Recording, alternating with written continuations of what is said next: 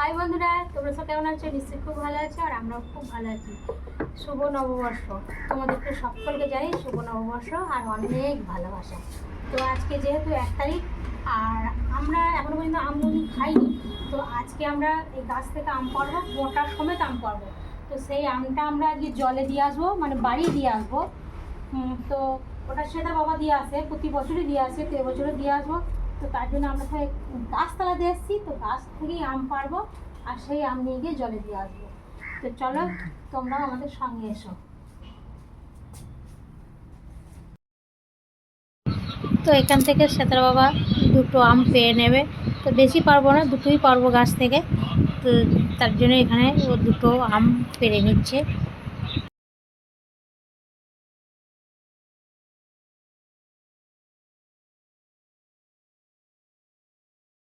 তো দেখো বন্ধুরা, এইরকম মোটা সমেত আম পাড়তে হবে।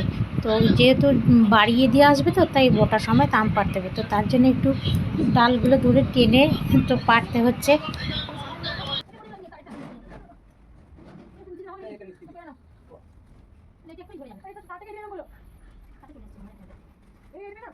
তো বন্ধুরা চলো, আমাদের আম পাড়া হয়ে গেছে।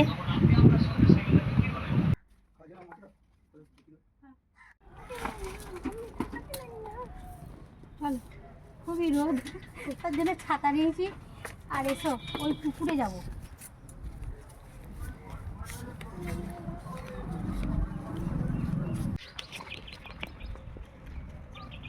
কোন দিক?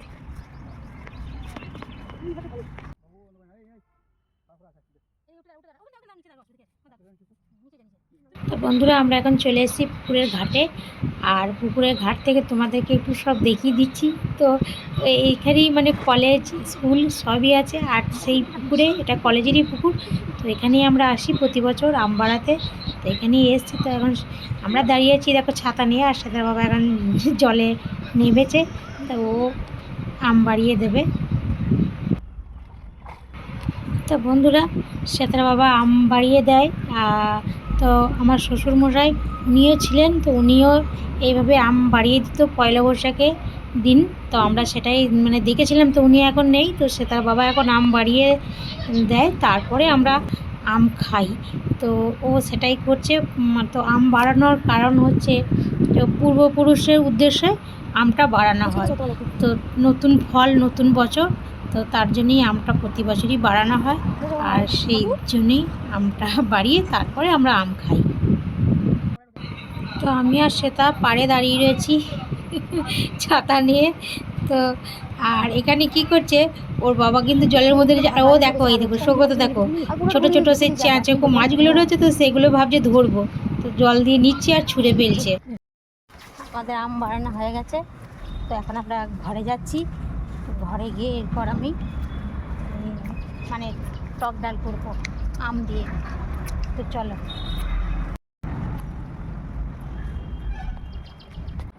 তা বন্ধুরা দেখো, কালকে তো ঝড় দিয়েছিল, তো সেই ঝড়ের মধ্যেই এই আমগুলো পড়েছিল। তো তার জন্য আর রান্নার জন্য আম পাড়িনি গাছ থেকে, তো এইটা দিয়েই টক ডাল বানাবো।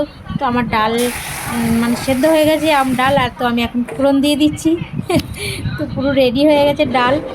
আর এদিকে ভাতও বসিয়ে দিয়েছি।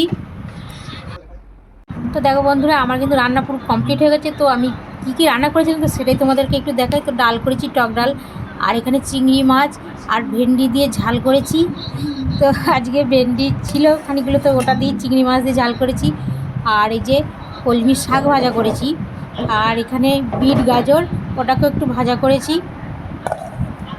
তারপর দেখো, এই যে এখানে মানে রুই মাছ নিয়েছিল, তো রুই মাছটারই ওটাকে আমি ঝাল করেছি।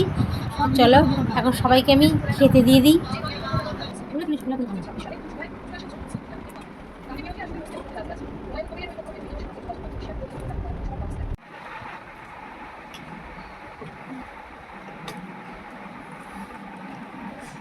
বাবু, কেমন হয়েছে? তরকারি নাই, গেঞ্জিটা কেমন হয়েছে?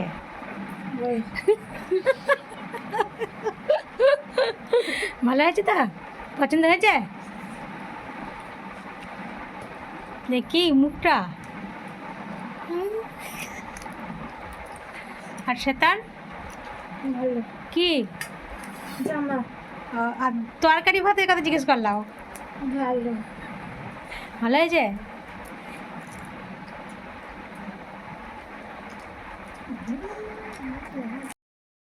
তা বন্ধুরা, আমি সবাইকে খেতে দিয়ে দিয়েছি আর আমরাও বসে পড়ছি খেতে। তো তোমরাও তাড়াতাড়ি সবাই খেয়ে নাও। তো সবাইই নববর্ষ খুব ভালো কাটুক, সবাই খুব ভালো থেকো, সুস্থ থেকো, আবার দেখা হবে।